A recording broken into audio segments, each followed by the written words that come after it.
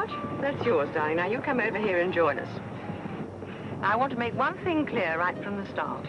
You two are as much a part of this trip as any of us, particularly your beautiful husband, our lovely Kent. And if I catch either of you acting as hired help, and that means you, Marge, we've got to look after you, I'll fire you on the spot. Oh, that'll be a little difficult to do at sea. However, if the voyage is going to be informal, I'll dispense with my captain's cap. Good. To the trade winds and Tahiti and those beautiful brown-skinned girls. Here, here. Cheers. Here, here. Cheers.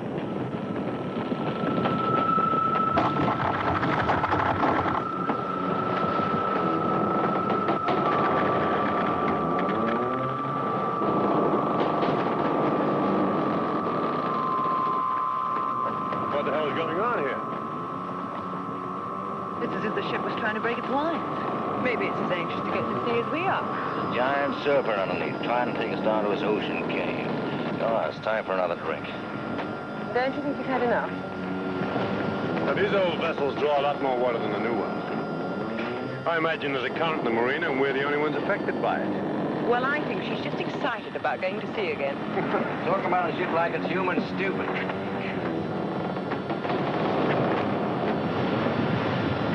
I don't know.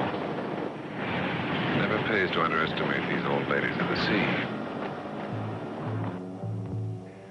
Allow me to introduce you to these people about to set sail on this old lady of the sea. First, we have the captain, Andrew Palmer. There's nothing old Andy doesn't know about the sea and its ships and winds and legends. For his wife, Marge, this is the first time she's gone to sea with Andy in 15 years. Marge was never well enough to stand the rigors of sailing. Craig and Pamela Larson are the owners of this old lady of the sea. Craig is the president of a large corporation and a very wealthy fellow. Pam is a woman with many talents. Their affluence over the last 5 years has served to push them apart. Pam with her flying, skiing, skin diving, Craig with his affairs. And John Gavin is Pam's cousin. He divorced his wife, and for him, the voyage to Tahiti is a childhood dream come true. Gail Wilson, on the other hand, is an airline stewardess and has been since she was 21. She's traveled the world, but never as the guest of a drunk. Last but not least, the old lady of the sea. She's beautiful, strange, and unpredictable.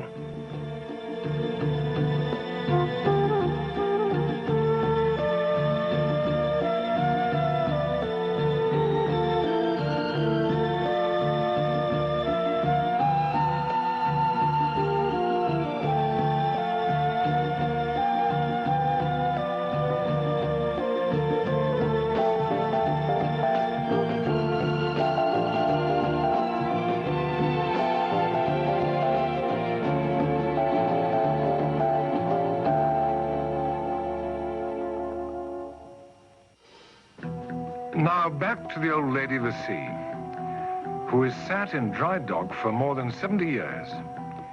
It seems that the grandfather and father of the yacht brokerage firm Raymond and Sons wouldn't put her in the water.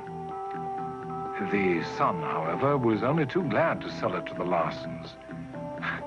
It does make one wonder why men who are in the business of selling ships refuse to put an extremely well-built, sound ship in the water. Of course, we all know that there's nothing more to her sail unfurling and her pulling and yanking at her lines than an odd current. Correct?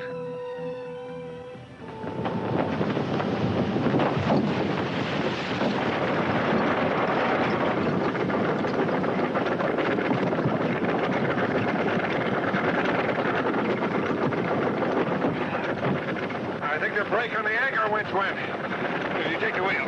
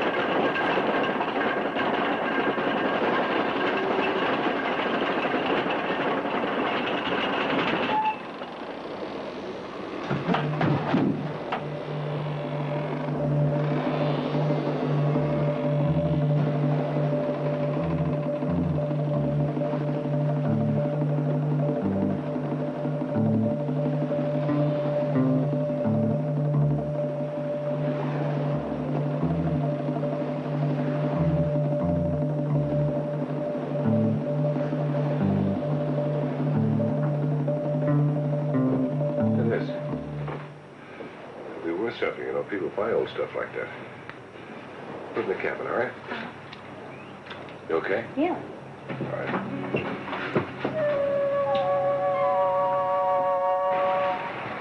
Anything serious? No, nothing mechanical that I could see. I guess he just forgot to lock the brake. I got a fortune tied up in this ship. That boozing brother-in-law of mine could destroy it in a minute. I go talk to him. All right.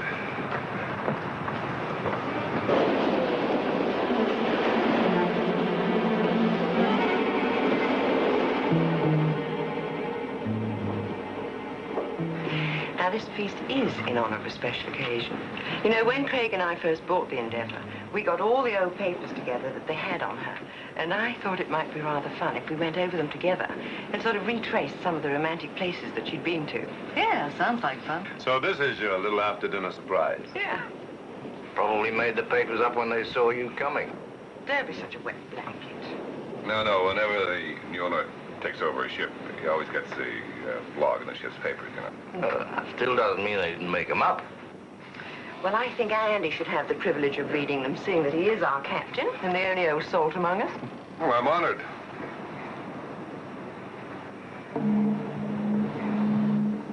Well, I think it's... Maybe we shouldn't read the papers. It's just foolishness, really. oh, come on. Whatever's in there can't be that bad.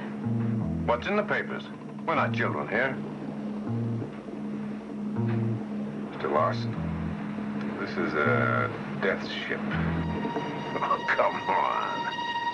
No, it's an evil ship. There isn't a man alive who goes to sea who doesn't know the stories about her. She destroys, the story says, everybody who comes on board her until she can destroy herself.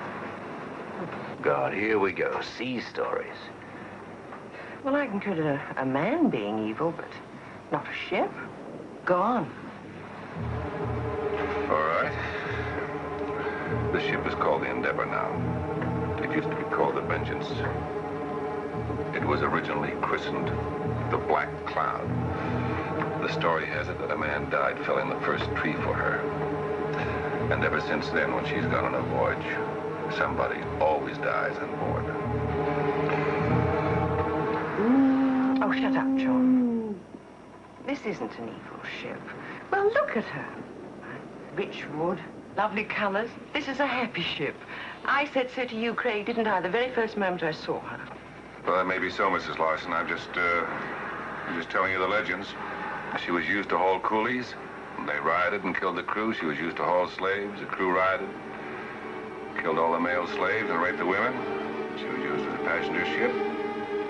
The first time, one of the passengers went berserk and shot 2 of the crew and 4 of the passengers. And then the last time she was out as a passenger ship, she was found 2 years later with no one on board. There were no signs of violence, and the lifeboats were intact, so that was the last time she was at sea until now.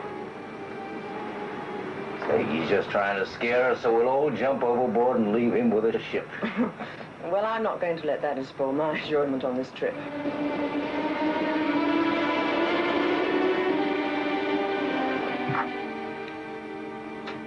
Interesting.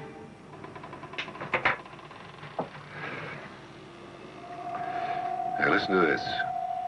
I hid my valuables in my cabin today. Other passengers have done the same. We do not trust the crew. They are cutthroats who have signed on because of a rumor the ship is carrying gold to China. That's like reading somebody else's mail, and the poor man is dead. Yeah, but the point is, if even part of that stuff is still on board, that could be the answer to all our problems. You sound like a kid that's just found a treasure map. Well, who knows what I have found yet. What's that? Take it easy, take it easy. You just stay here and rest. It's probably that anchor windshed's gone again. I'll go take a look.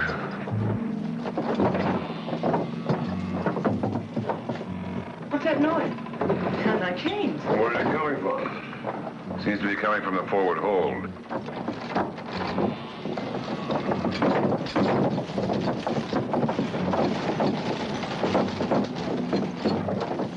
That confirms what he says about the ship hauling coolies and slaves. Yes. Doesn't make the rest of the tales true, though.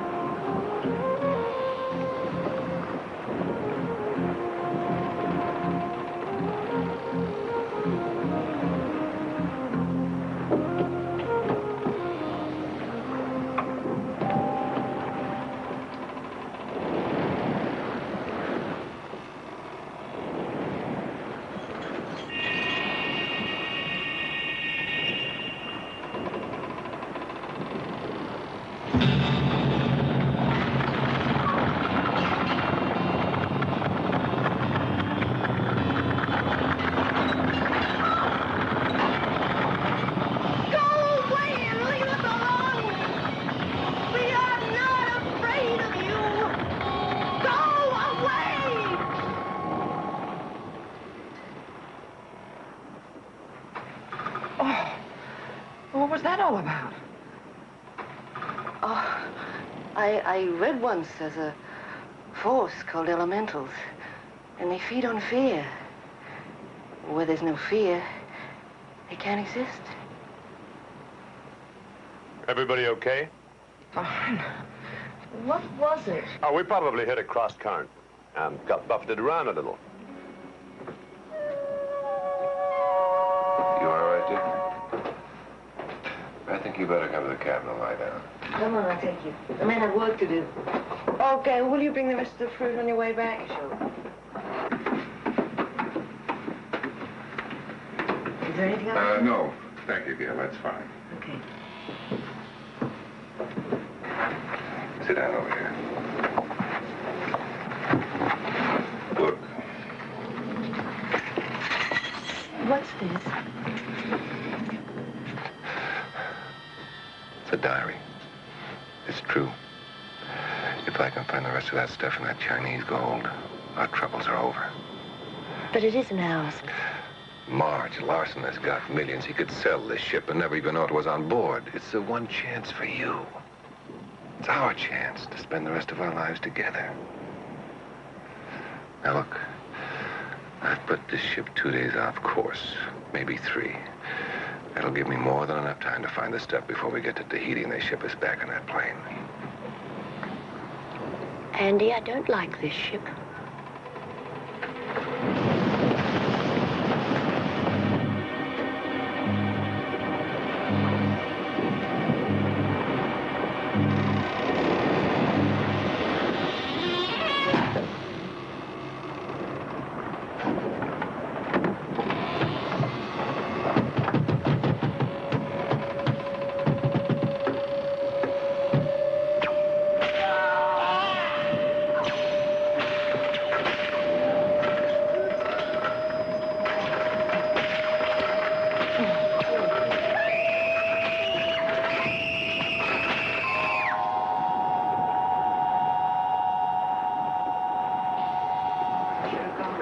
She just fainted, that's all. She'll be fine.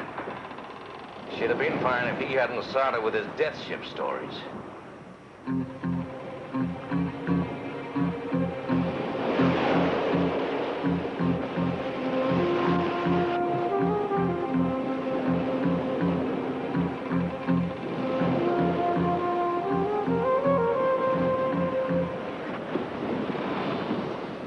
Found something, Captain?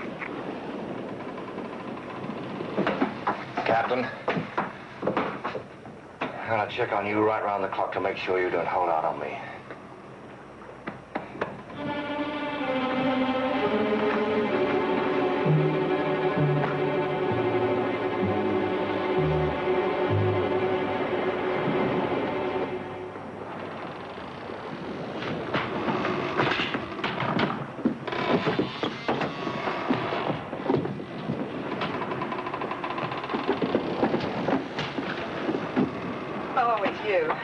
you drink all the time?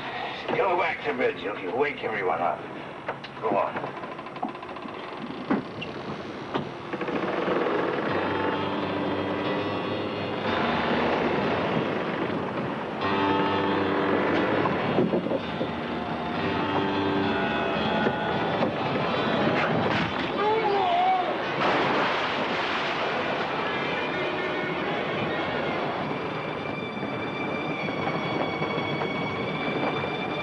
He must have just got drunker and fallen overboard. Is there any sign of him? Nope. Well, we better come about and search for him already. The Coast Guard. Why the Coast Guard? We're 300 miles from home. They'll come 2,000 miles if necessary, and there's no merchant ship in the area.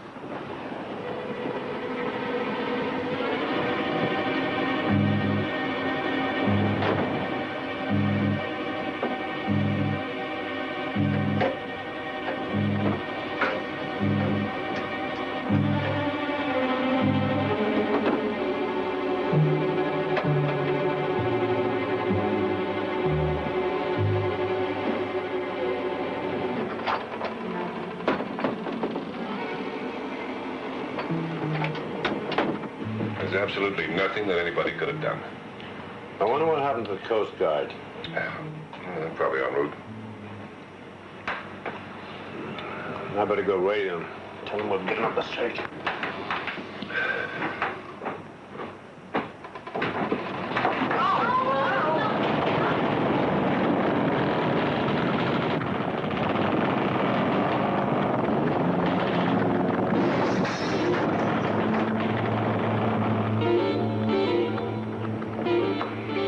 The last one smashed the radio to smithereens. We're going home. Well, I think we're all acting like children. That's it, Captain. Put her back. We're going home.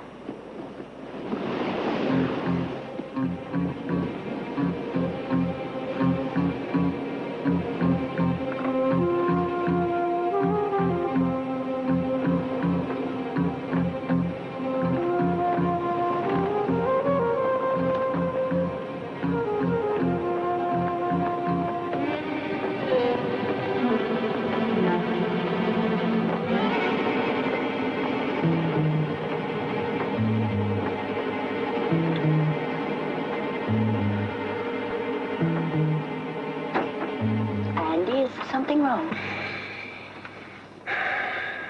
We're over 100 miles off the course I put us on. If I didn't know better, I'd say the ship was taking us straight to the Sargasso Sea. What are you saying? I know. Don't worry about it. I'll figure it out. And there's got to be something with the compass. The steering, something. Well, what can you do about it? Don't you worry about it now. I'll find out what it is, and I'll put us on a roundabout course heading for home. That'll give us a couple more days for the search. Can't you just forget about the searching and get us home? Look, I'm afraid. No. He's going to be fine. Just trust me.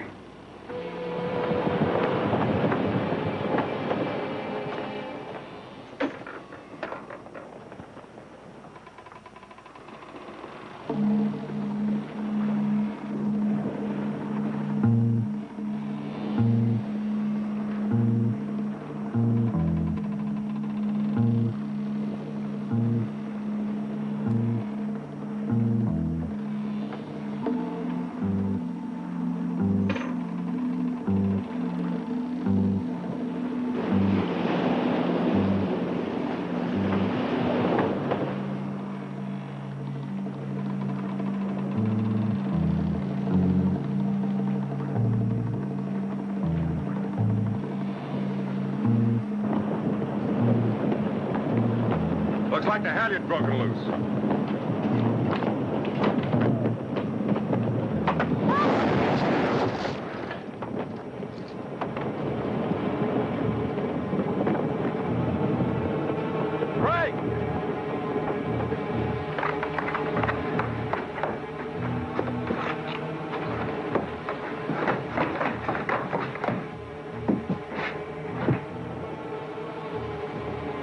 He's dead.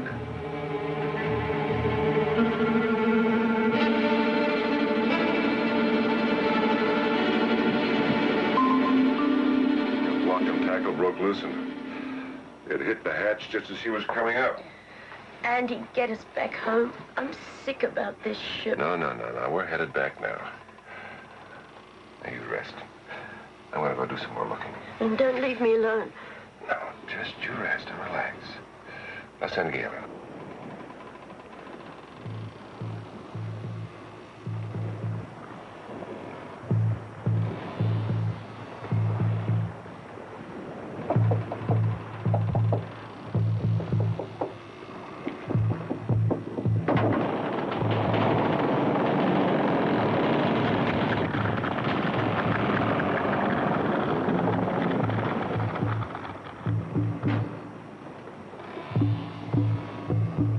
Andy?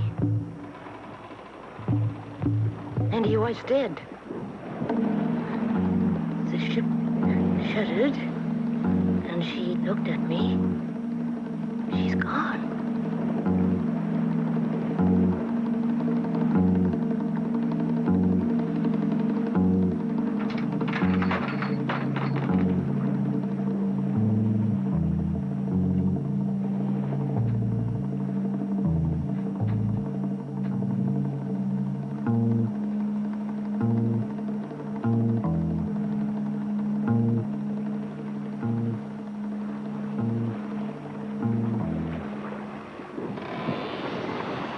Now I'll kill you.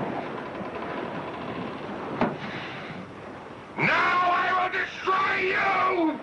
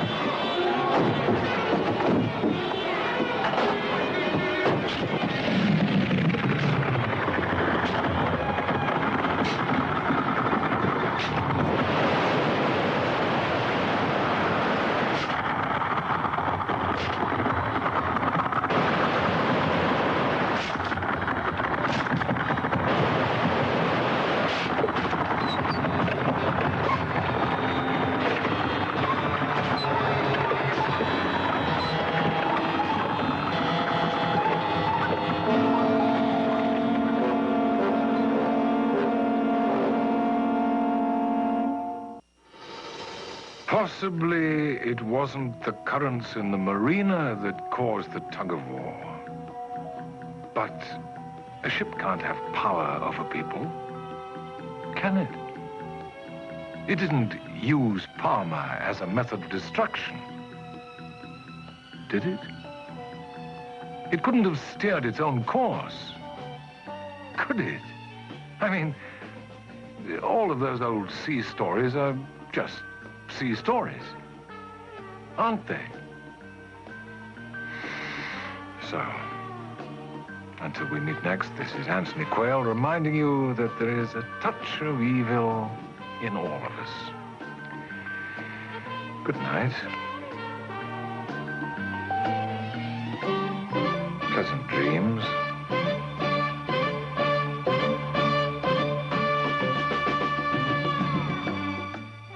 There are many different kinds of touches. The Midas touch, the Lubitsch touch, but there's nothing quite like the evil touch. So stay tuned for another chilling episode next as the Wonders of TV Land continues.